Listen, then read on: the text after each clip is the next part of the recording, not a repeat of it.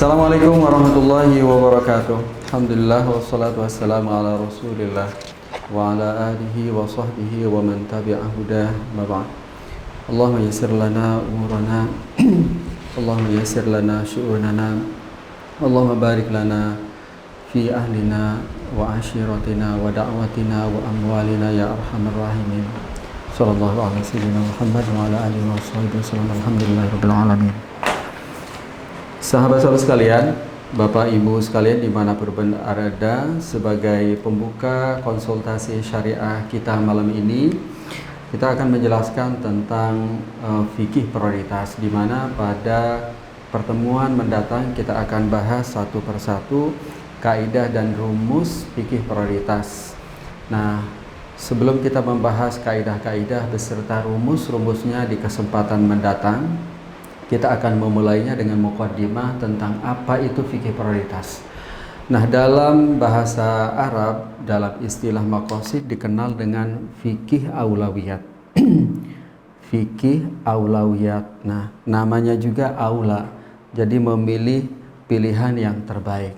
Jadi kalau tadi siang ada pilihan apakah kita harus mengajak anak-anak keluar yang selama ini di rumah karena pandemi Covid, atau kita menghadiri rapat RT. Nah, ini dua-duanya baik. Mana yang harus didahulukan? Itu salah satu contoh tentang fikih prioritas. Nah, anak kita akan masuk SD. Di hadapannya ada beberapa pilihan, SD di dekat rumah atau SD pilihan di tempat lain. Nah, adik kandung kita juga masuk kuliah. Dia juga ada pilihan nih, masuk jurusan A atau B atau C. Semuanya baik dan kita harus memilih di antara pilihan yang terbaik. Jadi fikih prioritas adalah memilih pilihan yang terbaik, yang paling berkah, yang paling halal di antara pilihan-pilihan yang baik. Nah, hal ini sebagaimana tuntunan Rasulullah SAW dalam banyak hadisnya. Di antaranya An Amr bin Abbas radhiyallahu anhu qala rajulun ya Rasulullah mal Islam. Qala al Islamu ay yuslima lillahi qalbak wa ay yaslimal muslimuna min lisanika wa yadik. Min lisanika wa yadik. Qala ayyul islami afdal? Qala al iman. Qala wa mal iman? Qala an tu'mina billahi wa malaikatihi wa kutubihi wa rusulihi wal ba'thi ba'dal yaum ba'dal mauti. Qala fa ayyul imani afdal? Qala al hijrah. Qala wa mal hijrah? Qala an tahjurasu. Fa ayyul hijrati afdal? Fa ayyul hijrati afdal? Qala al jihad. Qala wa mal jihad? An tuqatilal kuffara idza laqitahum. Qala fa ayyul jihadi afdal? Qala man uqira jawaduhu wa uhriqa damuhu. Nah, dalam hadis ini Rasulullah SAW telah melakukan pemeringkatan kebaikan, bahwa sesungguhnya kebaikan itu bertingkat-tingkat.